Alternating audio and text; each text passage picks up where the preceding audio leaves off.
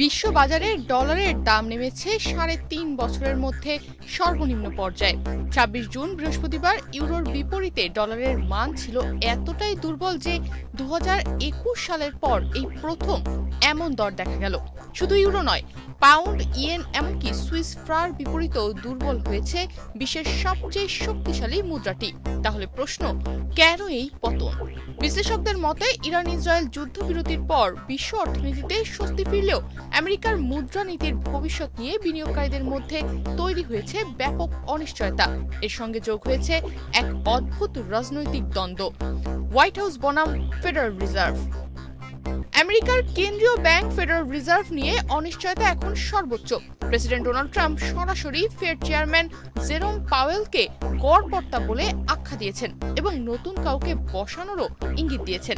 ফলে প্রশ্ন উঠছে, ফেড কি স্বাধীনভাবে কাজ করতে পারবে? এই সন্দেহটাই বড় বিনিয়োগকারীদের আতঙ্কিত করেছে। ফেড যদি রাজনৈতিক চাপে চলে যায় তাহলে সুদের হার ও মুদ্রানীতি নিয়ে বাজার আর নিশ্চিত থাকবে না, আর এই অনিশ্চয়তা ডলারের ওপর আস্থা কমিয়ে দিচ্ছে। এদিকে প্রশ্ন উঠছে, কিভাবে শক্তি হারাচ্ছে ডলার? এই মুহূর্তে ইউরোর বিপরীতে ডলারের দাম কমে দাঁড়িয়েছে ১.১৬৮৭%, যা বেড়ে ১.১৯০৯ পর্যন্ত উঠতে পারে বলে পূর্বাভাস দিয়েছেন বিশ্লেষকরা। পাউন্ড শক্তিশালী হয়ে উঠছে ১.৩৬৯০ ডলার পর্যন্ত, যা ২০২২ সালের পর সর্বোচ্চ। এদিকে সুইস ফ্রার বিপরীতে ডলারের মান ০.৮৩৩% নেমে গেছে, যা ২০১১ সালের পর সর্বনিম্ন। ডলার ইন্ডেক্সও নেমে গেছে ৯৭.৪৯১, যা ২০২২ সালের শুরুর পর সর্বনিম্ন।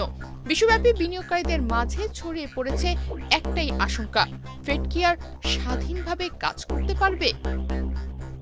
ওয়াল স্ট্রিট জার্নালের এক বিস্ফোরক প্রতিবেদন বলছে, প্রেসিডেন্ট ডোনাল্ড ট্রাম্প চাইছেন ফেডের বর্তমান চেয়ারম্যান জেরোম পাওয়েলকে সরিয়ে দিতে। এমনকি সেপ্টেম্বর-অক্টোবরে তার বদলি ঘোষণাও আসতে পারে।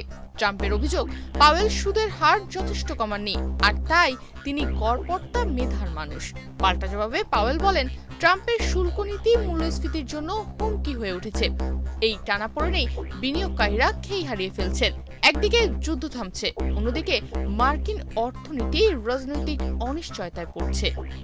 বিশ্ববাজারের বিশ্লেষকরা এখন অনুমান করছেন, ফেড জুলাইয়ের বৈঠকে সুদের হার কমাতে পারে, যা আগে ১২% সম্ভাবনা থাকলেও এখন তা ২৫% উঠে গেছে। এছাড়া বছরের শেষ নাগাদ ৬৪ বেসিস পয়েন্ট পর্যন্ত হার কমতে পারে বলেও আশঙ্কা করছে বাজার।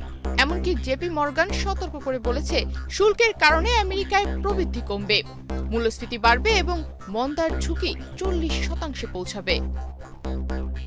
এই পরিস্থিতিতে সবচেয়ে বেশি সুবিধা নিচ্ছে ইউরোপ, কারণ ইউরোপের দেশগুলো যৌথভাবে প্রতিরক্ষা ও অবকাঠামোতে বড় বিনিয়োগের সিদ্ধান্ত নিয়েছে, যা ইউরোপীয় অর্থনীতিকে আরও শক্তিশালী ভিত্তি দেবে বলে মনে করছেন বিশ্লেষকরা। ডলারের এই পতন শুধুই বাজারের স্বাভাবিক ওঠানামা নয়, এর পেছনে আছে আমেরিকার কেন্দ্রীয় নীতি নির্ধারণী স্তরে আস্থাহীনতা, রাজনৈতিক হস্তক্ষেপ এবং বৈশ্বিক নেতৃত্বের প্রশ্ন।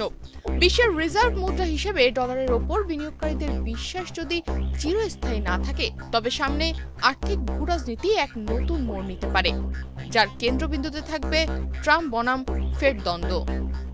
তনিমা রহমান, বাংলাদেশ প্রতিদিন।